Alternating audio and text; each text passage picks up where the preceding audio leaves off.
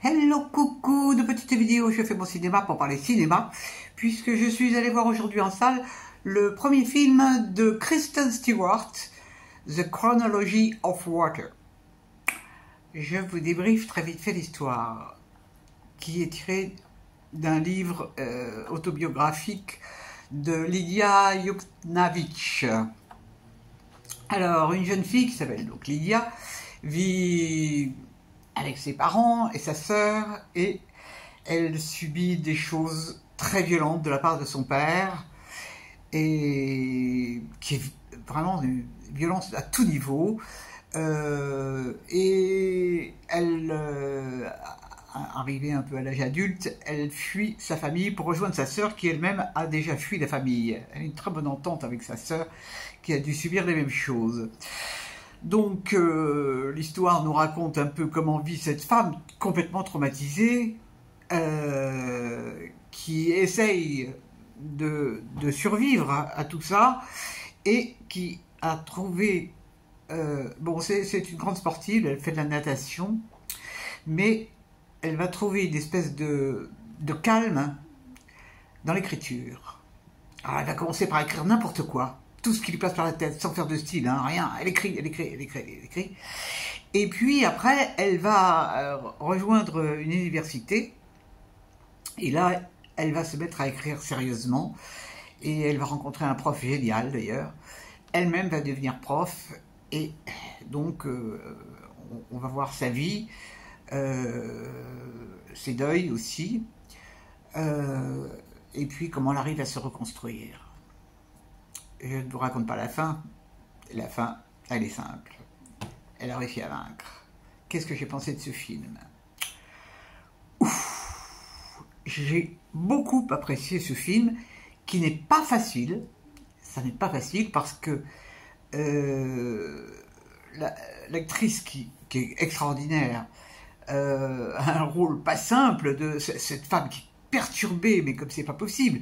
Donc il y a l'alcool, il y a la drogue, il y a des choses vraiment... il y a le sexe aussi. Il y a des scènes très très crues. Mais cette femme m'a profondément touché.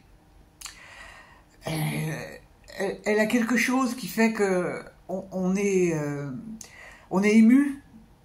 On est avec elle, complètement avec elle.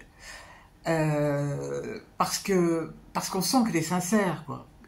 On sent une sincérité en elle, une soif de s'en sortir extraordinaire, vraiment extraordinaire. Bon, l'actrice principale, vraiment, elle est incroyable. Et j'ai été surprise parce qu'il y a un des acteurs que je me disais, mais je le connais. En fait, celui qui fait son prof qui est d'ici, il s'appelle James Belushi. Bah oui, c'est James Belushi. Bon, il est un petit peu vieilli, comme tout le monde, mais il a un rôle un peu court pour moi, mais qui est formidable, vraiment formidable.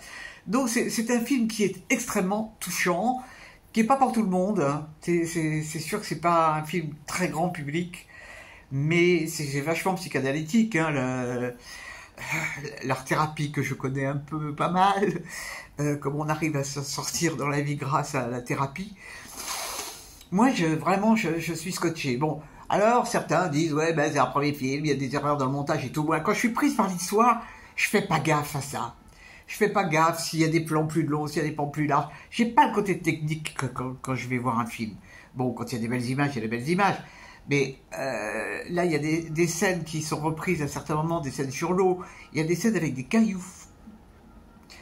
Des scènes dans l'eau et dans le bain. Les scènes dans le bain sont terribles. Et vraiment, je trouve que pour un premier film, eh ben, chapeau, la réalisatrice, elle a fait fort. Vraiment, je ne sais pas quel sera son prochain film. J'espère que ça sera un sujet un petit peu plus relaxant. Je suis sorti du cinéma, j'étais vraiment avec le kiki serré. Voilà, puis il y a cette actrice qui est vraiment Imogen Poots, je la connaissais pas du tout.